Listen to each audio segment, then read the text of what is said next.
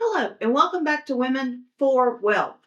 So, today I want to talk about something that's pretty scary, a possible recession. I mean, technically, I think we're already in a recession, but DC just changed the definition. So, I don't want you to be scared about the recession that might be coming. It might not, but it might. What do you do to prepare for the recession? Now, I'm not saying the recession is definitely going to happen or we're already in one, although I think we are. But what I want to do is take away the fear. So, how do you live your life without being fearful of a recession? So, there's a couple things you can do. Number one, pay down your debt. Debt doesn't stop growing if your income changes. You have to be able to pay off credit card debt because credit card debt is going to make you unwealthy. So focus on paying off your credit card debt, eliminating debt, especially if there's any interest payments on it. Don't get any new credit cards. New lines of credit are going to be harder to access and more expensive. So another thing you need to do is optimize your cash flow. So eliminate redundant expenses, postpone any large ticket items, avoid accumulating any new debt. Most important, do not panic and do not sell off your assets. Limit your losses by just holding on to them and just being patient. I had a friend one time that was close to retirement and she would look at her 401k balance every single morning. And if the 401k went down, she was depressed and sad all day. If her 401k went up, she was happy. And I'm like, Betsy, why are you doing that to yourself? I said, you are letting some arbitrary number on a website dictate your happiness. Don't do it. I said, you and your husband have planned for retirement. Things are down right now, but, pay off your debts, get control of your budget, do a monthly budget, pay off all of your debts using either the snowball or the avalanche method. Hopefully, my editor can add links to those videos somewhere. And yeah, don't freak out, don't panic, don't let fear control your life. A great way to reduce fear is having an emergency fund. And my emergency fund amounts are going to vary based on your age and your life situation. If you're in your 20s and you're not married, you don't have kids, $1,000 in emergency savings is probably all you need. If you're in your 30s, you're thinking about maybe getting married, maybe having kids, you probably need to up that to 3 months of bills in your emergency fund. If you are someone that has kids, has a stay-at-home spouse, you're looking at your only income to be able to handle things that might happen to the family. Because I've said it before, I'll say it again. Murphy will camp out in your guest bedroom at the worst time. Murphy's Law is going to happen to you. But if you're prepared and you have an emergency fund, then you will be fine. So if you're a single income family because your spouse stays at home with the kids and you've got a couple kids, especially if you have a child that has any medical issues, our youngest had asthma when he was little, you're going to want to up that emergency fund to probably 6 to 9 months. My current goal, even though I don't have any kids at home anymore, all my kids are young adults and they're professionals and I'm very proud of them.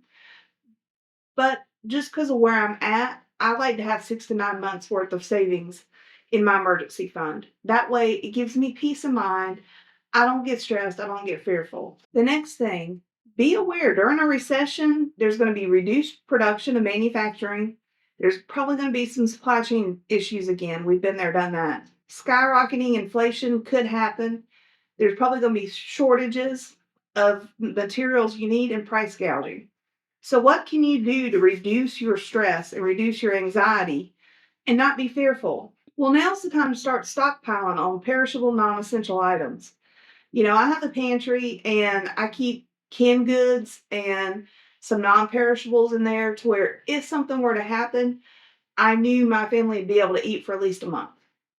My family consists of me and my husband right now, but, if you've got kids, maybe you want to have some things in there for them. I don't know, Kraft mac and cheese, whatever they like that's non-perishable that you can just sit on a shelf. You have to rotate your pantry. You have to rotate your stockpile. Don't just buy a lot of stuff, sit on the shelf and forget about it because expiration dates will come and go. Every once in a while, you need to go to your pantry, you need to pull the older stuff out from the back, put the new stuff in the back when it comes in from the grocery store, and eat off the front so that you're constantly refreshing your stockpile. Medication. I mentioned I just turned 48 last April when I was 47. My husband and I decided we're going to focus on our health. So we went to the doctor, had the full workup done, the full physical, all the blood work and everything. And unfortunately, we needed some maintenance medications. It kind of really bummed me out that we needed to do that, but it was kind of a twofold for us. It's okay.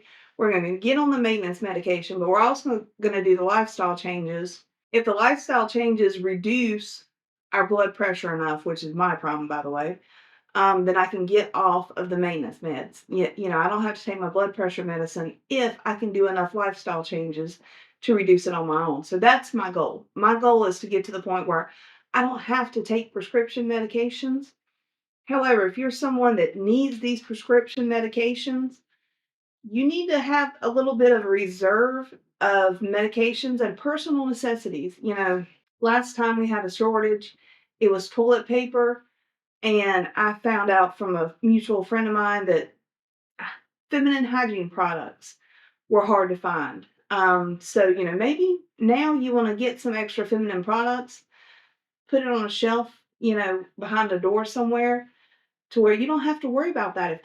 If there is a shortage, you're going to be okay. Same with toilet paper.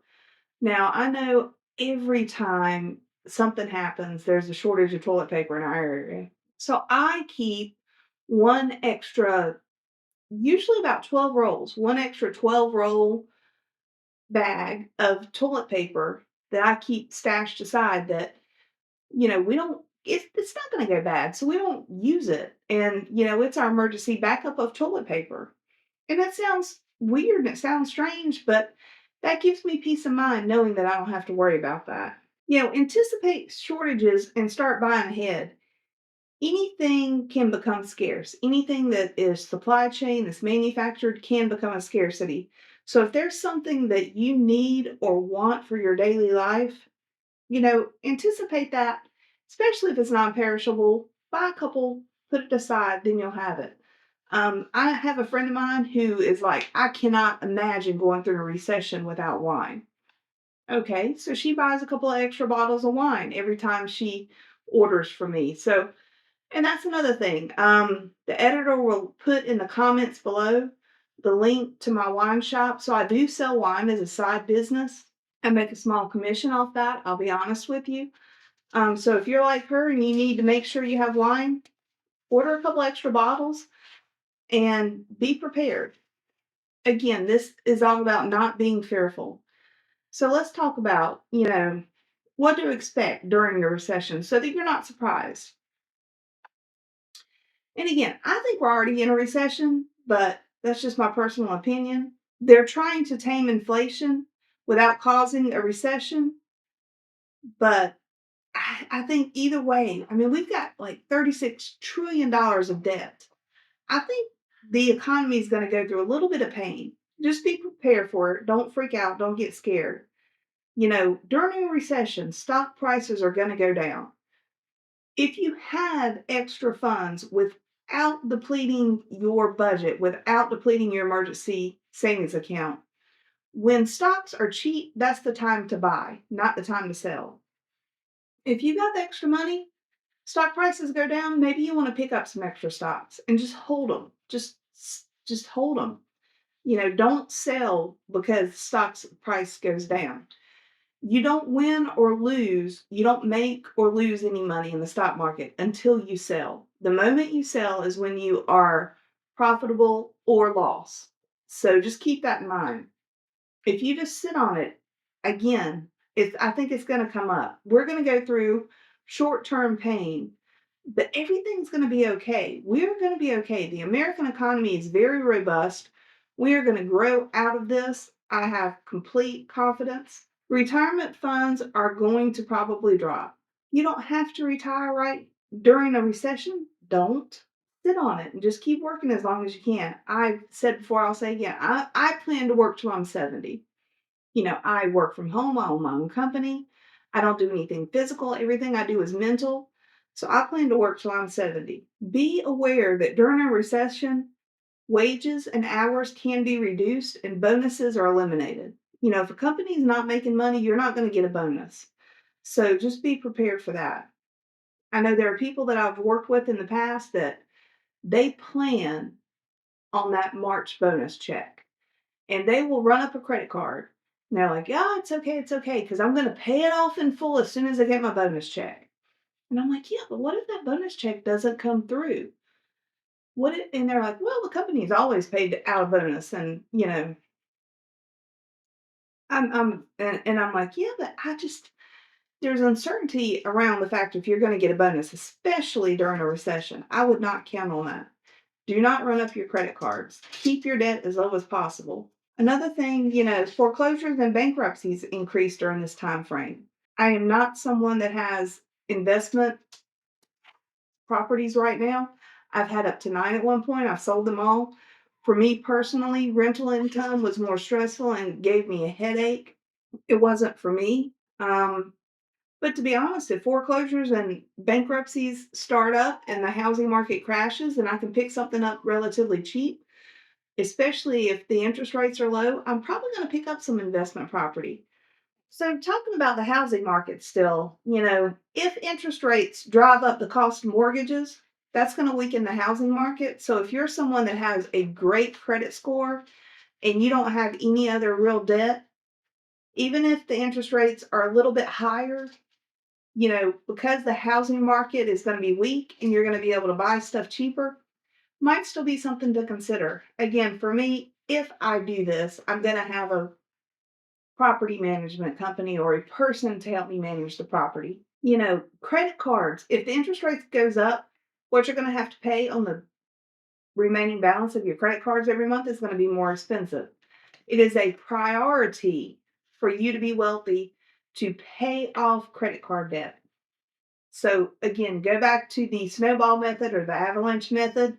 Pay off your credit cards, do your monthly budget, know what comes in, know what goes out, reduce as much of your expenses as you can, increase your income as much as you can, and then you're going to be okay. You're going to get through this, I promise. Things are going to probably cost more during a recession. And then, worst case, there's going to be a cut in services in the area. So you might have to, you have trash pickup collection, which we don't because we're so remote and rural, but that might be something that gets cut out if gas prices go too high. Again, just some things to throw out so you're not, I want you to be proactive. I want you to be prepared. I don't want you to be scared because fear is the opposite of wealth. If you're wealthy, you're not fearful. You're like, okay, this is just another phase in the economy. I'll be fine. I'll make it through it. If you're not prepared, then it can be a very scared, very fearful, almost terrifying time. So just, say, okay, I don't know if we're going to go into a major recession or not. Doesn't matter if we do or not. I'm going to be prepared regardless. Prepare, be proactive, and then don't be afraid.